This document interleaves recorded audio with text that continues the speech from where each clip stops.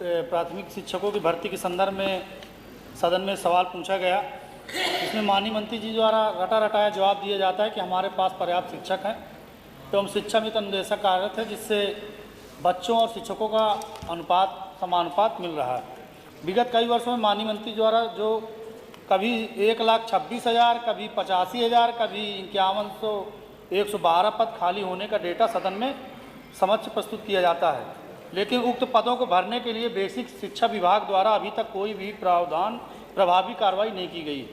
साथ ही सरकार की सही नीति न होने के कारण परिषदीय विद्यालयों की स्थिति बड़ी दयनीय है। गांव में जो परिषदीय विद्यालय हैं उनको सरकार द्वारा मर्ज किया जा रहा है अथवा बंद किया जा रहा है, बहुत ही दुर्भाग्यपूर्ण है।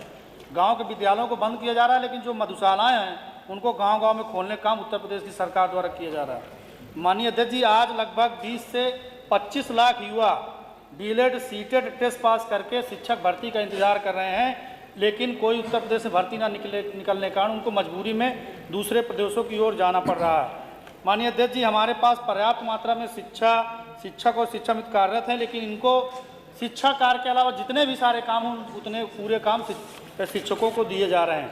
प्राथमिक विद्यालयों की जो बिल्डिंग है उनकी स्थिति बहुत ही जर्जर है, पूरी तरह से कोई भी गांव जो विद्यालय वहाँ पर पूछना सारे उसमें नहीं पूछे। माननीय अध्यक्ष जी, आपके माध्यम से विषय पर रहूं, आपके माध्यम से मेरा जो बिल्डिंग के ऊपर पहला अनुपूरक है कि क्या सरकार जो पुराने शिक्षक है जिनकी नियुक्ति पूर्व में एनसीटीई की गाइडलाइन के अनुसार हुई थी, लेकिन अभी हाल में ही माननीय सर्वोच्च न्यायालय ने निर्णय दिया है कि जो शिक्षक टेट उत्तीर्ण नहीं है उनको टेट उत्तीर्ण करना अनिवार्य है, क्या उस विषय पर सरकार कोई विधिक राय लेकर उस पर उत्तर प्रदेश के शिक्षकों को राहत दिलाने के लिए कोई प्रयास करेगी कि नहीं करेगी?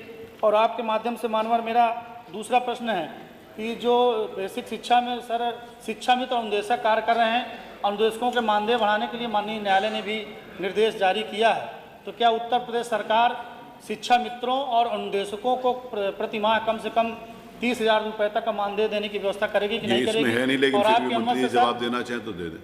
जी सर, आपकी अनुमति है अगर सर तो एक छोटा 2 प्रश्न पूछेंगे बस, बैठे। टेट की जो अनिवार्यता के लिए माननीय सुप्रीम कोर्ट ने अपना जजमेंट दिया है, उस पर आपके माध्यम से प्रश्न किया है।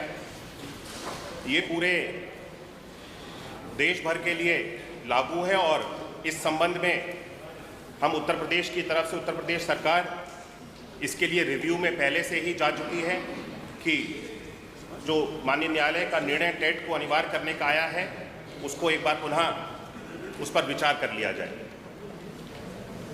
किसी भी विद्यालय को बेसिक शिक्षा विभाग के अंतर्गत परिषद के अंतर्गत बंद करने का निर्णय कभी भी नहीं लिया गया। बार बार इस सदन में इस प्रश्न को उठाया जाता है कि सरकार के द्वारा बेसिक शिक्षा विभाग के द्वारा परिषदीय विद्यालयों को बंद किया गया। एक भी परिषदीय विद्यालय बंद नहीं किया गया है। जहां तक माननीय सदस्य ने शिक्षा मित्रों के और अनुदेशकों के मानदेय के संबंध में प्रश्न उठाया, हालांकि वो मूल प्रश्न से अलग है, लेकिन मैं इसके बारे में भी जानकारी आपके माध्यम से सदन को दे देता हूं कि शिक्षा मित्र और अनुदेशक हमारे विभाग के अंतर्गत बहुत लंबे समय से कार्यरत हैं और उनका जो योगदान है हमारे विभाग के लिए बहुत महत्वपूर्ण है। हमने शिक्षा मित्रों के द्वारा लंबे समय से की जा रही जो उनकी मांगें थी, जो कि कैशलेस चिकित्सा को लेकर के थी, शिक्षा मित्रों के अपने मनचाहे स्थान पर उनके समायोजन की थी, इन दोनों उनकी मांगों को पूर्ण करते हुए कैशलेस 5-5 लाख रुपए की परिवार को भी सम्मिलित करते हुए चिकित्सा की सुविधा देने का कार्य हमारी सरकार ने अभी हाल ही में किया है और उनको मनचाहे अपने स्थान पे जाकर के वे अपनी सेवाओं को दे सकें, उसकी भी व्यवस्था बना करके वर्तमान में गतिमान है और चरणबद्ध तरीके से एक एक शिक्षा मित्र को अपने मनचाहे स्थान पे, जिस स्थान पे जाकर के वे अपना सेवाएं देना चाहते हैं उस स्थान पर पहुंचाने की व्यवस्था भी बना दी गई है। मानदेय को लेकर के माननीय सदस्य ने प्रश्न उठाया, वर्तमान में इसके ऊपर विचार किया जा रहा है मंत्रिपरिषद के द्वारा और माननीय मुख्यमंत्री जी के द्वारा इस पर विचार किया जा रहा है और जो भी इसका मत बनता है आपके माध्यम से सदन को अवगत कराया जाए। प्रश्न संख्या 7 डॉक्टर रागिनी। मेरा प्रश्न मंत्री जी से बड़ा ही सीधा था कि जितने भी सरकारी एवं जो अनुदान एडेड कॉलेजेस हैं, इंटर कॉलेजेस, वहाँ पे क्या साइंस स्ट्रीम की जो है वो शिक्षा उपलब्ध है कि नहीं, क्या सरकार को इसकी जानकारी है? मंत्री जी, आपके विभाग के जो अधिकारी हैं उन्होंने उत्तर जो है वो गलत बना के दिया। वो कहते हैं कि जी नहीं, हमें जानकारी नहीं है। नहीं है तो आप जानकारी लीजिए।